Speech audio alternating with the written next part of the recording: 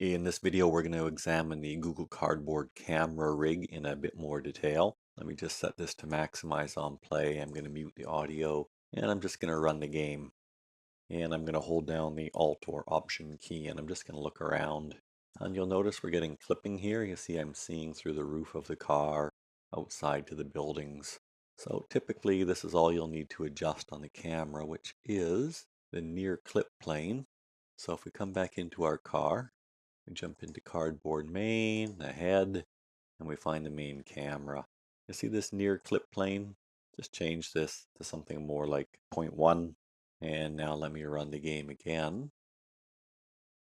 And again, I'm going to hold down the Alt key to simulate head tracking. And as you can see now, I'm seeing the roof of the interior and the rest of the interior in my kind of disembodied state, and I'm still able to track that. Now, what about a humanoid? Let's create an instance of a third-person character.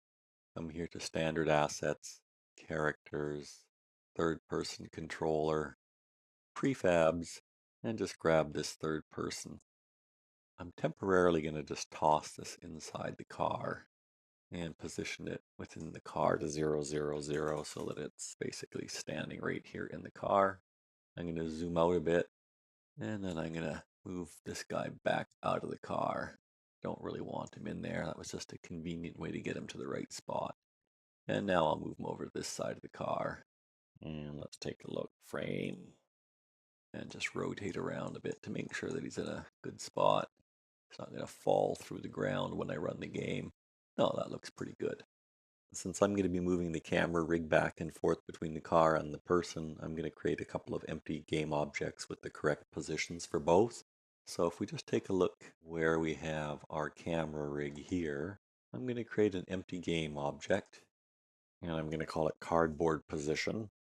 And I'm just going to drop that inside our combined car. And I'm going to grab the position of the transform from here just by copying this component. And I'm going to paste those values here. And then if I drag cardboard main inside that cardboard position, everything should still be fine. And you'll notice here it's at 0, 0, 0 relative to its parent, which is what I want. And now for my humanoid, I'm going to do something similar. I'm going to come to about where the glasses are. So I'm going to create another empty game object. And again, I'm going to call it cardboard position.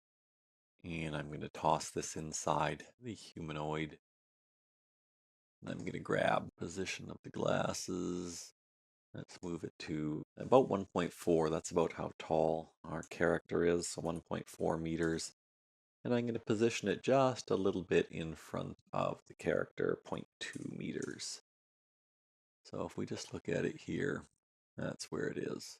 You might want to adjust it, but as you can see, it's lined up pretty good. And now let's grab this cardboard main and throw it inside this position and then position it to 0, 0, 0 relative to that so that we're basically inside the humanoid and positioned about where the eyes are. Now let's run the game. And once again, when the game is running, we're going to track the eye movement. I'm just going to look down and you see I can see my shadow and I can see the humanoid's body. I'm still getting a bit of clipping here because my head is pretty close to my shoulders. So let's come back to the main camera and try setting this to 0.05 for our near clip and run the game again. And once again, tracking, looking down, shadow, shoulders. So that's a bit better. Now we're not disembodied anymore. We actually have a body, which I like better. I've seen a lot of VR games with this disembodied character riding in a roller coaster and stuff like that. I think it's a little bit better if there's a body. Also for the car, obviously you'd want to have a seated humanoid in the car and then position the camera rig so that you could actually see your arms on the steering wheel and things like that.